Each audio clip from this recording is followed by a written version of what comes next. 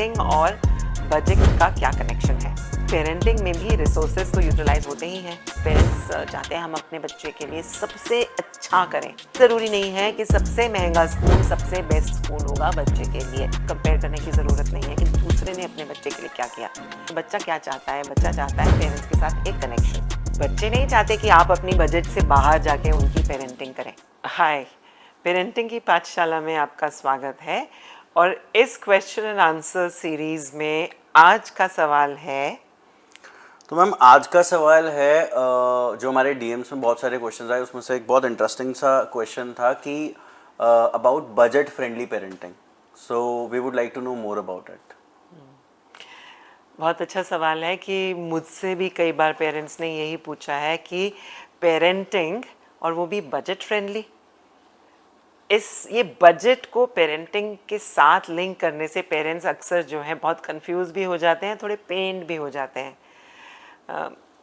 हम सब सोचते हैं कि हमारे ही तो बच्चे हैं, हम किस लिए कमा रहे हैं, हम बच्चों के लिए कमा रहे हैं। तो पेरेंटिंग और बजट का क्या कनेक्शन है? कनेक्शन है, वाकई है भाई, क्योंकि पेरेंटिंग में भी रिसोर्सेज तो यूटिलाइज होते ही हैं। एंड हम सब के जो सारे खर्चे हैं वो एक बजट में होने बहुत ज़रूरी हैं। लेकिन पेरेंटिंग की जो इंटरप्रिटेशन है, एक गुड पेरेंटिंग की इंटरप्रिटेशन है, वो शायद बजट के बाहर हो गई है आजकल के यंग पेरेंट्स में। गुड पेरेंटिंग की इंटरप्रिटेशन है कि मेरे बच्चे को जो भी चाहिए मैं उसके लिए प्रोवाइड करूँगी। अब जो भी चाहिए उसके लिए खर्चा लगेगा। बट अगर हम बच्चे की नेचुरल ग्रोथ को देखें तो बच्चा क्या चाहता है? बच्चा चाहता है पेरेंट्स के साथ एक कनेक्शन। बच्चा चाहता है कि love and care from the parent. बच्चे नहीं चाहते कि आप अपनी बजट से बाहर जाके उनकी पेरेंटिंग करें।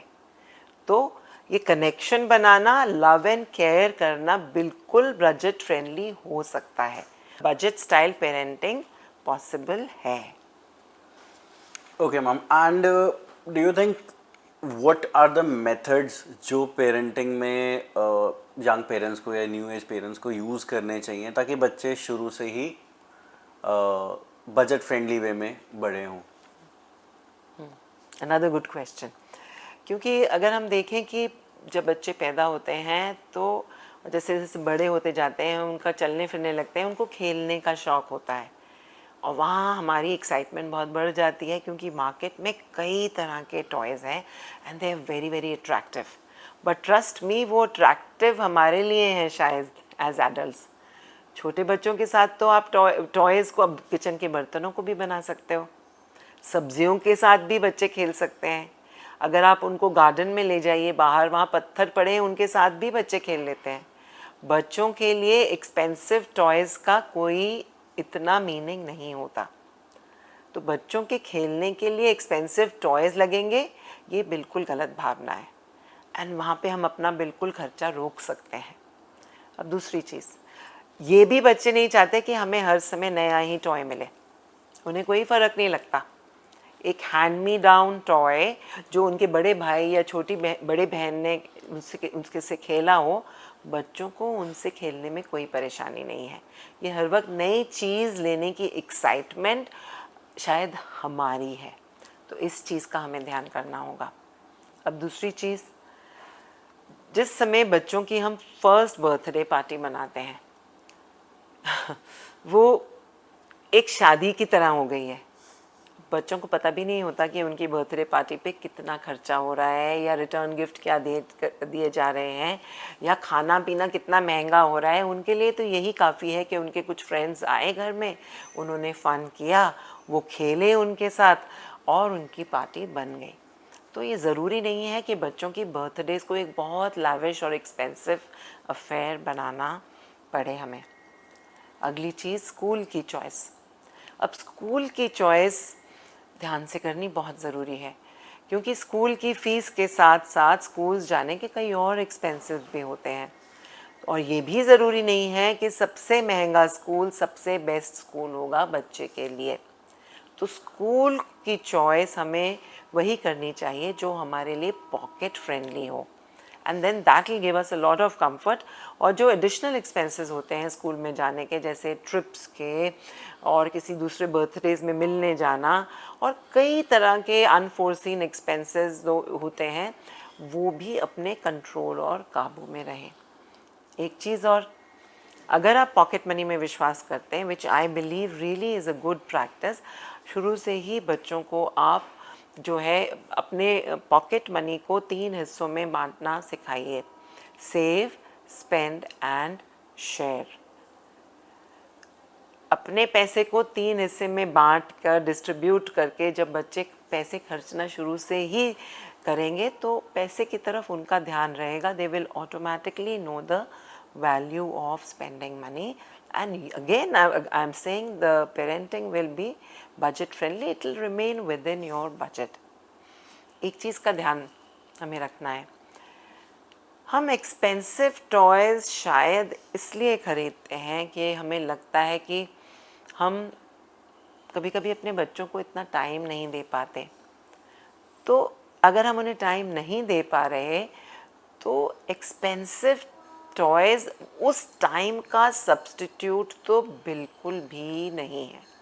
सो there is really no need to spend that extra money to make your parenting great. Ma'am एक चीज़ और, जैसे आपने बोला स्कूलिंग से रिलेटेड एंड बच्चे के और शौक से related, so what are the natural ways where एक पेरेंट को फोकस करना चाहिए बच्चे को बेटर तरीके से बड़ा करने के लिए in their whole lifestyle, so that they can incorporate those natural ways of budget friendly parenting? Again very good question. जो ये वर्ड नेचुरल आप जो बीच में लेके आए हो, which is actually the truth about the child's growth and development. बच्चा बड़ा हो जाएगा, ये तो नेचुरल सी ही चीज़ है। तो पेरेंटिंग को भी हमें एक नेचुरल तरीके से करना चाहिए। अब नेचर क्या कहती है? नेचर ये कहती है बच्चे के साथ कनेक्शन बनाना ज़रूरी है, बच्चे की इमोशंस को समझना ज़रूरी है, बच्चों को अपनी निगाह से एक्सप्रेस करना भी ज़रूरी है, ये भी उनको फील करवाना ज़रूरी है that we are there for them and हम उनके दुख में सुख में हमेशा उनके साथ हैं। तो ये इस चीज़ को करने के लिए उनके साथ टाइम बिताना होगा, क्वांटिटी टाइम बिताना होगा, सिर्फ क्वालिटी टाइम से नहीं चलेगा। दूसरी चीज़, outdoor experiences with children is a great and very very inexpensive way of helping children grow well. Picnics पर जाना बच्चों को, अगर आप ट्रैवल कर रहे हैं एक नेचर में बाहर लेके जाइए, take them out to the gardens, you can उनको फ्लावर्स दिखाइए, ट्रीज़ दिखाइए, उनको प्लांट्स को टच करने दीजिए, ऑटोमेटिकली बच्चे काम हो जाते हैं। ये जो एक मटेरियलिस्टिक दुनिया में हमेशा उनको रख कर अगर हम उनके साथ खेलेंगे कूदेंगे तो वो एक नेचुरल पेरेंटिंग नहीं है। जितना हम नेचर की तरफ वापस जाएंगे बच्चों के साथ, नेचुरल पेरेंटिंग भी हो जाएगी and really that costs very little money. Ma'am आपको लगता है कि कुछ पेरेंट्स भी गिल्ट फील करते हैं जब वो हर एक चीज़ अफोर्ड नहीं कर पाते अपने बच्चों के लिए आज की यंग जनरेशन में? बिल्कुल बिल्कुल, क्योंकि आजकल कंपटीशन का तो ज़माना ही है। कभी कभी भी हम इस चीज़ पे कम भी ध्यान दे रहे हैं कि हम घर में क्या कर रहे हैं। हमारा ध्यान ये है कि दूसरे के घर में दूसरे के बच्चे के साथ उनके पेरेंट्स उनको क्या लेके दिया, हम पीछे ना रह जाएं। एक ये वाली फीलिंग तो आ जाती है, बहुत ज़्यादा आने लगी है कि पेरेंट्स चाहते हैं हम अपने बच्चे के लिए सबसे अच्छा करें, लेकिन उसके लिए हमें ये बिल्कुल कंपेयर करने की ज़रूरत नहीं है कि दूसरे ने अपने बच्चे के लिए क्या किया, because every child is unique. अपने बच्चे की यूनिकनेस समझ के, उसकी ज़रूरतों को समझ कर अगर हम उनके लिए प्रोवाइड करेंगे within our resources, within our budget, उससे हम खुश भी रहेंगे, बच्चा पैसे की वैल्यू भी सीखेगा and they will never be any discomfort. And ma'am do you think because of this young parents जो है फैमिलीज को बहुत माइक्रो करने लग गए हैं एंड दे आर प्लानिंग कि नहीं सेकंड चाइल्ड होना चाहिए या नहीं होना चाहिए बिकॉज पेरेंटिंग कॉस्टली होती जा रही है, हमने कॉस्टली बना दी? बिल्कुल, ये बात 16 आने सच है, क्योंकि अक्सर मेरे पास आते हैं पेरेंट्स एंड अगर ये बातचीत चली कि सिंगल चाइल्ड है और दूसरे बेबी ना करने के लिए ये एक रीज़न बहुत बार कोट किया गया है कि we can't afford the second child, and it is really a surprise to me because having a child, rearing a child एक ऐसा एक्सपीरियंस बन जाएगा कि हम उसको अफोर्ड नहीं कर पाएंगे बिकॉज वी आर, शायद हम पेरेंटिंग को एक मटीरियलिस्टिक एंगल दे चुके हैं.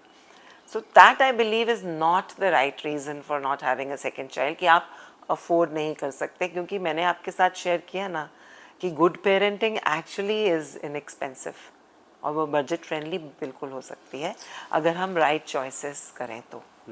Just one tip that you would like to add before closing this question, that ये पेरेंटिंग की जर्नी में चीज़ें इनकॉर्पोरेट करनी चाहिए when the child is born. Spending time with the child. अगर आप बच्चे को कहीं छोटे छोटे, जैसे बच्चे बड़े होते हैं उनकी ज़रूरतें बदलती रहती हैं, तो अपने आप को बच्चों की ज़रूरतों के साथ आप बदलते रहिए. कि बच्चा जब पैदा हुआ और एज एन इन्फेंट जितना उसको फिज़िकल आप कंफर्ट करेंगे, उसके साथ रहेंगे, उसको अपने एक टच की फीलिंग देंगे, दैट रीअश्योर्स द चाइल्ड, और बच्चे उससे they feel safe and secure. Then जैसे जैसे बच्चे बड़े हो जाते हैं, स्कूल जाते हैं, उनको सेपरेशन एंग्जाइटी भी होती है और उनका रोना चीखना भी चलता है, एंड दैट्स नेचुरल. उस समय उनको ये नहीं बोलना है कि जस्ट बी ब्रेव, उनके इमोशंस को नेगेट नहीं करना है. उनको आप इनफैक्ट ये कहने की जगह कि आप क्यों रो रहे हो, बी ब्रेव, बी स्ट्रॉन्ग, आप ये कह सकते हो कि हाँ आपको बुरा लग रहा है कि आप मुझे छोड़ के जा रहे हो. आप ये कह सकते हो मुझे भी बुरा लग रहा है, लेकिन रात को हम मिलेंगे जब आप स्कूल से वापस आ जाओगे, तो मैं यहाँ पर हूँ. और जब भी आप बच्चे के लिए कुछ खरीदने के लिए पैसे खर्चने की सोचें, always try to think is there a natural replacement to that. तो आप अपने आप को भी कंट्रोल में रखेंगे, क्योंकि पेरेंट्स जो हैं बच्चों के लिए कुछ भी कर देने की भावना से कभी कभी ओवरवेल्म हो जाते हैं, and they forget their pocket just to see that extra smile on your child's face. But trust me, वो नेचुरल रिप्लेसमेंट से भी उतनी और शायद उससे ज़्यादा स्माइल भी पॉसिबल है. So check and try to find and replace your habits. इससे पैसे खर्च के आप खुशी लेने की कोशिश कर रहे हो, try to replace it with a family bonding, a connection, with a hug, by using something at home. कोई भी चीज़ घर में आपकी, वो टॉय आप उसको बना सकते हैं. सोचने की कोशिश कीजिए, सॉल्यूशंस अपने आप निकल आएगी, लेकिन intention to make your parenting budget friendly should be there.